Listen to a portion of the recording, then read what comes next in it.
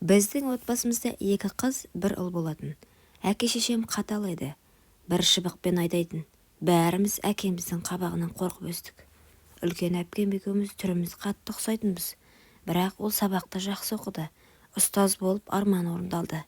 Ал мен үлгерімсіз, грантқа да түсе алмадым.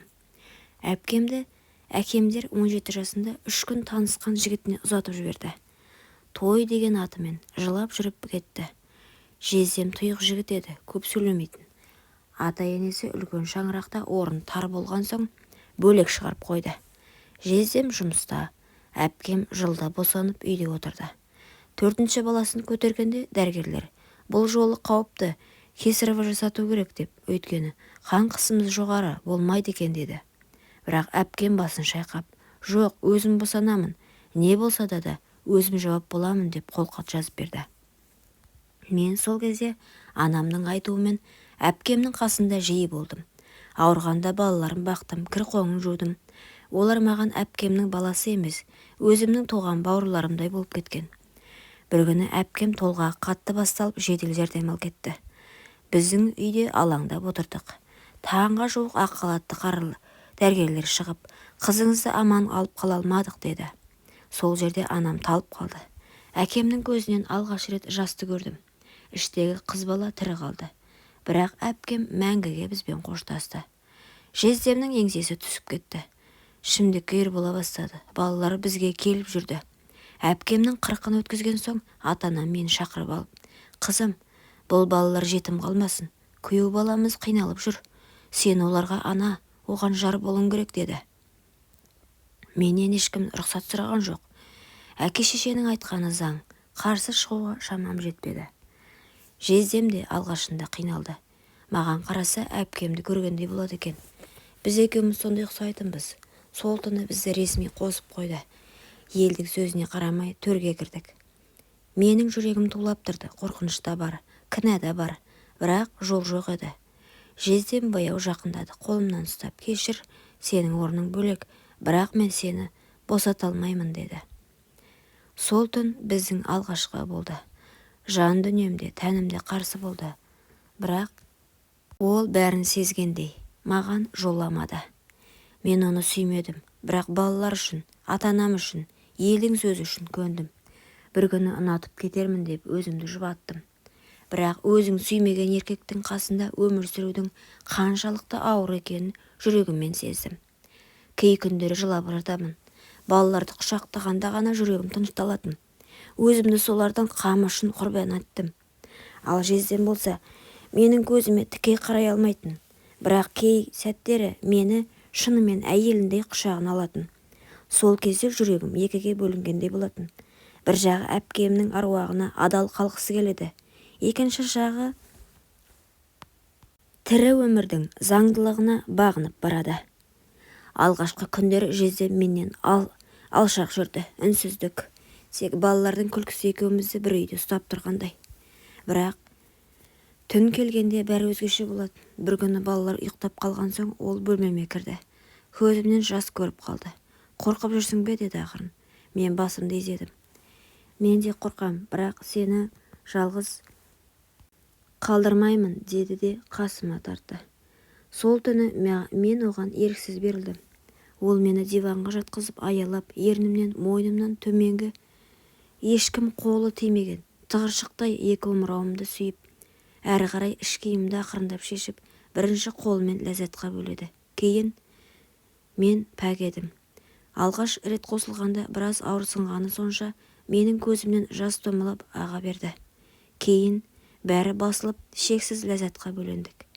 Мен бір сәт бәрін ұмытып, алғаш рет еркектің құшағында шексіз рахатқа бөлендім. Тәнім оған амалсыз қабылдады. Жүрегім қабылдағысы келмесе де, оның құшағы ыстық еді. Әпкемді сүйген еркекті енді мені құшақтап жатқаны ақылға сыймайтын нәрсе. Бірақ біз тоқтай алмадық. Жастыққа бетімді басып жыладым. Өзімді кінәлі, кірлі, сатқын сезіндім. Ол көңілді күймен жаным менің шашымнан сүйіп, сен әпкеңнен аумайсың. Кейде көзіме сен емес, әпкем көрінетін сияқты деді. Жүрегім қағайылып кеткендей болды. Мен оның көзіне әпкемнің көлеңкесімін бе, әлде шынымен әйелімін бе деп қиналдым. Бірақ соған қарамастан тәнім оның құшағына қайта-қайта ұмтыла берді. Біз сол түннен кейін ерлі-зайыпты бола бастадық. Сол түн бізді жақындастырды. Бірнеше ай өтті. Елдің сөзіне де, ауылдың әңгімесіне де мән бермедік. Балалар маған мама деп үйрене бастады. Солардың тәтті күлкісін көргенде ғана жаным жұбанып жүрді. Бірақ жездем екеуміздің арамызда бір шекара болды. Ол кейде маған мейірленіп қарайды, кейде көзінде кінәлілік үйіріледі. Төсекте ыстығымыз тоғысқанда ол барын беретін. Бірақ таңертең бәрі жоқ сияқты салқын қалпына қайта оралатын. Мен болсам іштей оны сүйгім келді. Бірақ өзімді алдай алмадым. Әпкемнің орнын басып жүргенімді, ал өзінің әйел ретінде толық бағаланбайтынды сезіндім. Түн ортасында оянып кетіп балалардың қасында отырып жылайтын кездерім көп болды. Менің тағдырым неге осындай болды? Өзім сүймеген еркектің төсегінде, әпкемнің көлеңкесінде өмір сүру үшін бе деген сұрақтар жанымды қинады. Сол күні ол мені құшақтап тұрып, сенің иісің әпкеңдікіне ұқсайды деді. Осы сөз жүрегімді жаралады. Бірақ ол мені құшақтаған сайын тәнімнен әлсіздік кетпей, өзімді жоғалтып ала беретінмін. Әрбір түннен кейін жүрегімде өкініш қалды. Бірақ таңертең балаларды көргенде, жоқ, мен дұрыс жасап жүрмін, мен ол үшін шыдауым керек деп өзімді жұбаттым. Адам кейде тәнінің құрмарлығына жеңіліп, жүрегін тастап кеткенін сол кезде түсіндім. Жылдар өте берді, мен жездемді сүймей-ақ әйел болып кеттім. Балаларға шын ана болдым. Бірақ өзімнің қыздық арманым, өзім сүйген еркекпен бақытты болу деген ойым бәрі өткеннің сағымындай жоғалды. Менің тағдырым құрбандық болды.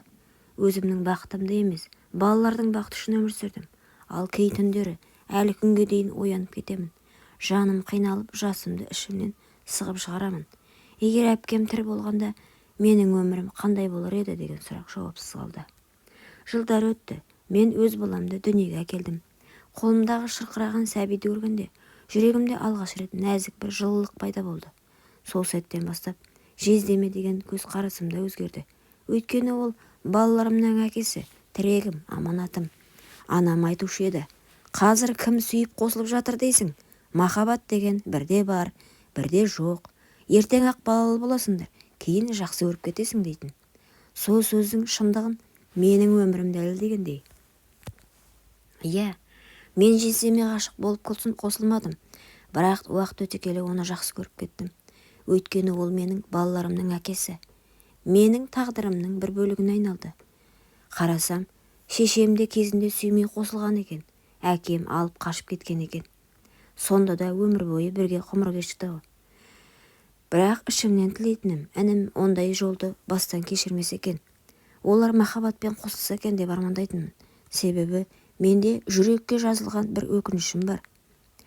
Жас күнгі шынайы сезімді сезінбей, бірден өмірдің ауыр жүгіне кіріп кеткенім. Мен өзімді құрбан еттім, бірақ бұл құрбандығымның жаңа өмірі туды. Сол үшін тағдырыма кейде ренжісем де, кейде алғыс айтамын. Құрметті оқырман, өмірден алынған шынайы оқиғаларды тыңдағыңыз келсе, менің арнама тіркеліп, лайк, комментарий жазып қолдап кетіңіздер. Келесі кездескенше.